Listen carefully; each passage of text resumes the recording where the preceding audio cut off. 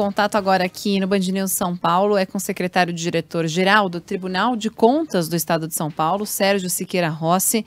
Obrigada por atender a Rádio Band News FM. Como vai? Eu que tenho o prazer e a alegria de ouvi-los. Vamos bem aqui. Bom, nosso tema é a fiscalização do Tribunal de Contas do Estado nas escolas, né? Em escolas estaduais, escolas municipais. Foram avaliados vários quesitos, né? Desde merenda, uniforme, transporte escolar, higiene, cuidados sanitários, enfim, uma fiscalização surpresa, né? Vistorias que aconteceram de forma surpresa. E aí começo justamente a nossa pergunta, nossa entrevista, perguntando como é que está a situação das escolas de São Paulo. São centenas, é claro, mas é importante estar observando de perto, porque estamos falando de um retorno às aulas presenciais, né? Os alunos voltando às salas de aula depois de um período de distanciamento, estudando remotamente. Que balanço que a gente pode fazer dessas vistorias realizadas pelo Tribunal de Contas do Estado? Inicialmente, me permitam dizer que não se trata da primeira fiscalização nesse viés. As fiscalizações, como bem disse você, surpresa, que nós chamamos de ordenada, elas se repetem sistematicamente aqui no tribunal. Elas são planejadas para que no mesmo dia e na mesma hora os nossos agentes sejam postos a trabalho. E desta feita, a fiscalização foi, como se pode chamar, até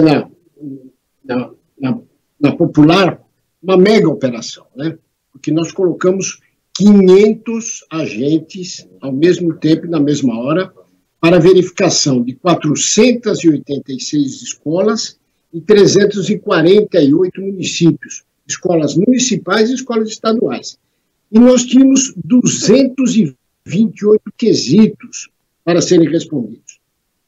A nossa expectativa é que tivéssemos encontrado uma situação bastante melhorada em relação a exames passados, mas, infelizmente, ainda que não seja o fim dos tempos, muitos percentuais estiveram em número elevado de desatendimento de princípios fundamentais, como, por exemplo, falta de acessibilidade nas escolas, falta de auto de vistoria de corpo de bombeiros, muitos alunos que não retornaram às escolas, nem pela forma presencial e nem de forma remota. Nós também tivemos escolas que não reabriram, mesmo depois do reinício praticamente determinado.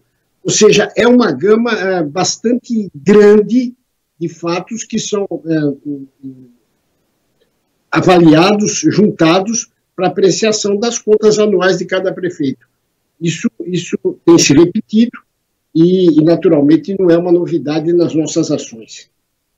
A gente conversa aqui na Band News FM com Sérgio Siqueira Rossi, secretário-diretor-geral do Tribunal de Contas do Estado de São Paulo. Seu Sérgio, algum número chamou demais a atenção, negativamente ou positivamente? Ou seja, um fator desses se destacou de maneira positiva ou negativa? Olha, nós gostaríamos que as questões que foram negativas não atingissem casa superior a um dígito. Mas todas as situações que nós enfrentamos, na grande maioria, nós tivemos enormes dificuldades para dizer que elas estivessem em ordem. As escolas que não têm nenhum cuidado sanitário na retomada dos trabalhos, reformas escolares que eram simples e que não foram adotadas, 19% das escolas não passaram por nenhum tipo de cuidado durante esse período, quando seria o mais indicado que fosse feito, já que elas estavam vazias. Não é por falta de recursos, 90 e tantos por cento de escolas sem os autos de vistoria, como eu já disse. Ou seja, são tantos os quesitos que, depois de finalizados, de consolidados de forma definitiva, eles vão servir, primeiro, para que nós chamemos os responsáveis à responsabilidade, para que, naturalmente, se diga o que é que vai ser feito a partir de então. E que esse fato também seja levado às contas anuais dos prefeitos, de tal modo que isso possa, ao final, representar aí contas desaprovadas e problemas sérios com o segmento de vida política. Ô Coutinho, me perdoe, eu sei que você tem uma questão, mas, seu Sérgio, só para enfatizar, o senhor disse aí mais de 90% das escolas sem o auto de vistoria do Corpo de Bombeiros, isso pode ser considerado muito grave, não? É gravíssimo, eu chamei atenção para isso, porque veja,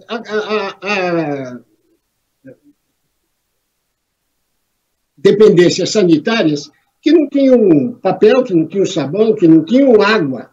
Então, isso é grave, é gravíssimo. Agora, convenhamos, falta de laudo de funcionamento do bombeiro é uma ameaça à segurança, porque isso se aconteceu tanto com escolas como creches. É uma coisa extremamente séria e que a prefeitura tem todas as condições de resolver. Ou seja, independentemente do nosso trabalho, isso é um trabalho finalístico, para saber se os professores estão preparados, se nesse período houve efetivamente o aprendizado, seja de forma apostilada, seja de forma remota, não foram adotadas medidas como consertar um vidro. Nós tivemos, dentro da merenda, alimentos vencidos, nós tivemos fezes de animais dentro de refeitório. São questões que podem parecer até risíveis, mas são gravíssimas para a saúde e integridade de crianças que estão lá a frequentar. E o laudo do bombeiro, então, é sem comentários, né? Que haja 90 e tantos % sem estar em ordem com essa demanda. E o senhor citou questões que independem de recursos. O senhor falou agora, há pouco, citou dois fatores que me chamaram bastante atenção, tenho certeza dos ouvintes também, que não faltam recursos, e lembrando que as escolas ficaram ou totalmente ou parcialmente fechadas por muito tempo, por conta da pandemia, né? Acho que isso também chama muito a atenção, né? Não, esse é o ponto fundamental. Nós estamos insistindo em que esse era o momento para que várias questões que já haviam sido apontadas como irregulares fossem agora regularizadas pelo espaço que houve para que isso fosse produzido. E porque recursos existem. Sabem os senhores melhor do que eu, que a Constituição diz que as prefeituras devem aplicar 25% dos seus recursos arrecadados de impostos no ensino.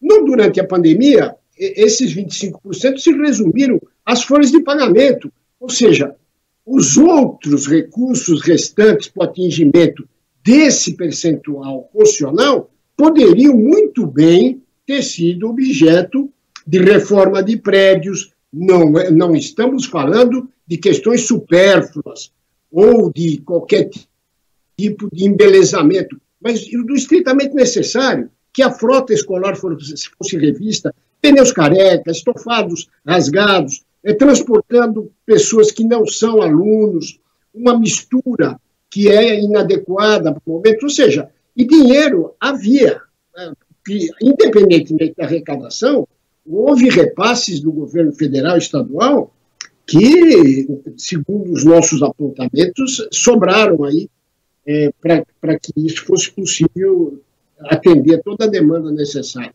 É lamentável, porque os números, nós não temos percentuais aqui de desatendimento inferior a 20%, que para nós é um número grande. E daí vai, 20, 30, 40. É que são 238 quesitos. Se nós tivéssemos tempo, eu ia analisar um por um e dizer a vocês o que aconteceu. Não nos agradou, o tribunal vai adotar medidas. Importante que se saiba que o tribunal não é um órgão de aparato policial, o tribunal não dá voz de prisão e nem algema ninguém, o Tribunal de Contas é um órgão de auxílio técnico do Legislativo. As nossas possibilidades coercitivas se resumem à aplicação de multas que podem chegar a 2.000 UFESPs e de encaminhamento aos autos ao Ministério Público. E, claro, a proposta de desaprovação de contas, que não somos nós que aprovamos ou desaprovamos, nós emitimos um parecer, quem faz o julgamento é o Legislativo, no caso do governador, é a Assembleia e dos prefeitos, as câmaras, de tal sorte que nós temos as nossas limitações.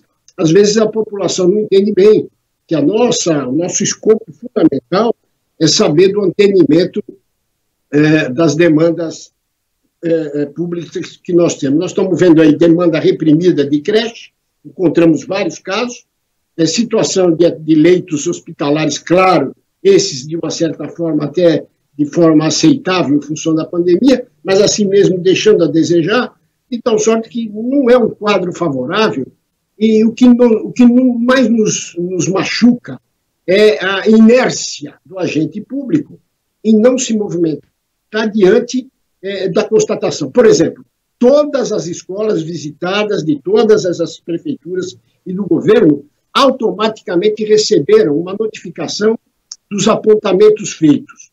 Ou seja, qualquer agente que seja cônscio vai no processo, olha e nos diz o que vai fazer, ou o que não vai fazer, ou o que não pode fazer. Nada. Inércia absoluta. E o tribunal, naturalmente, vai cobrar isso com um pouco mais de veemência, porque a repetição é inadmissível.